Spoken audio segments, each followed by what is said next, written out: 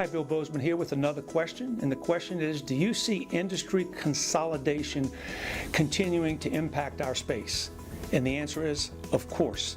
Let's take a few examples, both on the manufacturing vendor side as well as on the integrator side. What can you do? I suggest you have a plan. One thing you need to do is diversify a bit on your line card. As an example, you have a remarkable relationship with your video surveillance or access control vendor, who is then acquired by an organization that you do not have a great relationship with. Do you have a backup plan? What is your backup plan? Do you wait until a consolidation takes place when it's too late and then you have to run and scramble? Have a plan ahead of time. The same thing goes for the systems integration roll-up type businesses.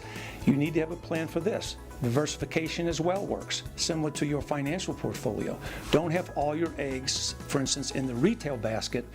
When a giant consolidator comes in and purchases the nation's most powerful and well-run retail security provider, and all of a sudden you've got problems and you have issues.